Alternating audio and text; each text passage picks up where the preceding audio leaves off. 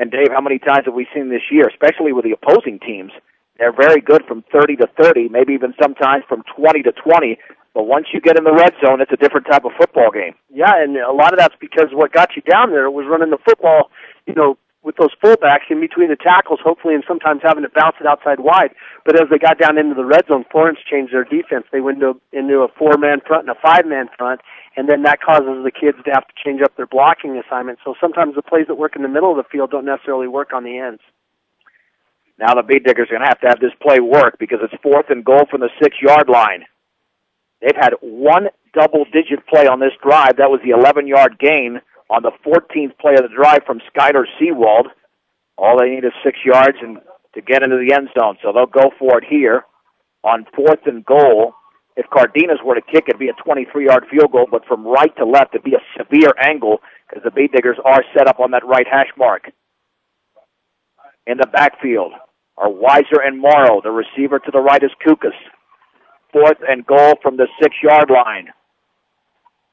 The Florence fans getting involved in this game right now. And Garcia will pitch it left to Morrow. Swings it to the outside of the 5. Looking for a seam. Tries to break out of a tackle.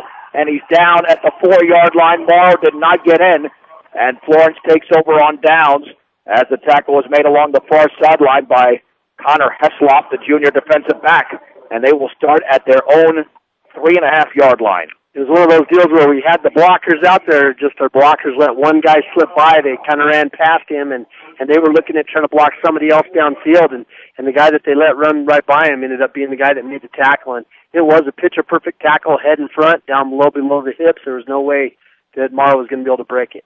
An 8-minute and 40-second drive goes for naught. The quarterback is Heath Benker, starting for their own 3. He's going to roll to his left, wants to throw underneath the pass. It's going to be complete at the 13-yard line and tackled at around the 16 and a first down as Bruce Melendez makes the play as Abram Mendoza. And a nice pickup of 13 yards and a Florence first down as they get out of that hole. So Florence is coming out there saying, you know what, we're going to come at you right here and establish our passing game. And by doing that, they stretch our defense out a little bit and make us think twice about sending our linebackers. Well, that was an 8-minute and 40-second drive, but the Beat Diggers came up empty. The backs in an eye on first down. There's a give right up the gut, diving to the 18-yard line. It was Tyler Farrow. It'll be 2nd down and 8. The Beat Diggers are set up along that line with Tyson Larrick and Kyle Hefner.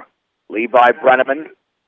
We'll see Kyle Muir in there as well. Connor Weiser also on that line. Joe Rosenbrock, a linebacker out there with Derek Lynch. And Shea Hansen.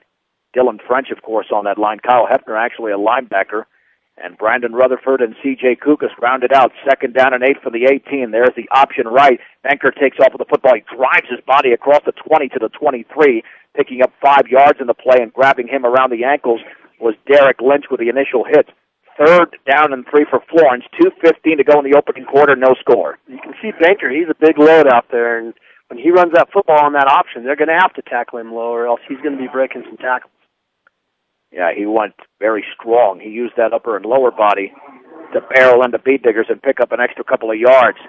3rd down and 3 for Florence at their own 23-yard line. Looked like there was some movement. There's the handoff right up the gut, and the Beat Diggers stop him at around the 24-yard line, and that looked like that might have been Farrow again.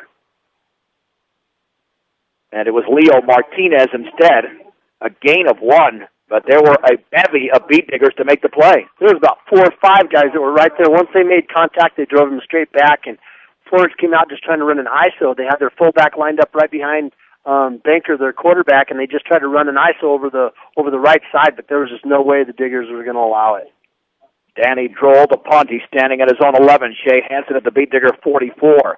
Awaiting the snap. There it is. The Beat Diggers have a rush on. He gets it off, end over end, and a fair catch by Hansen at the 47-yard line, something that, Dave, you salivate every time that happens. You love that because that affects field position. You bet. I especially love the fact that Shea got his hands up there. He waved his hands twice to make sure everybody could see it. He made a good play on that fair catch, and like you said, that prevented that ball. The ball probably would have rolled down to the 25 if they let it bounce. But just a heads-up play there by Shea and a heads-up play by the coaching staff to make sure he's standing back far enough to pick up that punt because the wind's blowing pretty strong at Florence's back right now. 29-yard punt. Yeah, the wind is definitely a factor. 1st and 10 for the Beat Diggers from their own 47. A minute 14 to go in the opening quarter, no score. And Garcia on first down is going to hand off to Weiser running left, and he's tripped up at the 49-yard line. Boy, they just grabbed him around the ankle, and that's all they needed to get him down. But it doesn't matter how big you are. You tackle real low, and you can stop some big yardage, only a gain of 2.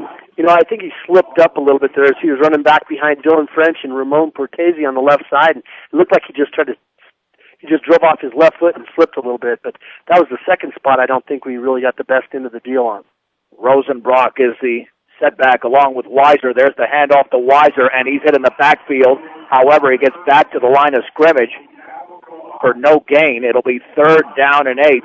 And once again, McDowell makes the tackle for Florence. An obvious passing situation here for Brush, and we'll see what Florence does here. You know, if they send 3 down linemen, or if they go ahead and start sending some linebackers as well. And it's going to be a big test for Brush to see if they could pick up the blitz. Check that. That was John Alexander making the tackle. 3rd down and 8 for the 49-yard line. C.J. Kukas is the quarterback. There are 6 seconds to go in the opening quarter. Will Kukas get the snap off? He does. He pumps, looks down the left sideline out there, and the catch is going to be made, I believe, inside the 30 to the 27 for a first down by Shea Henson. Oh, a spectacular play for the Beat Diggers, a gain of 24 and a first down, and that's the final play of the opening quarter. No score between Brush and Florence.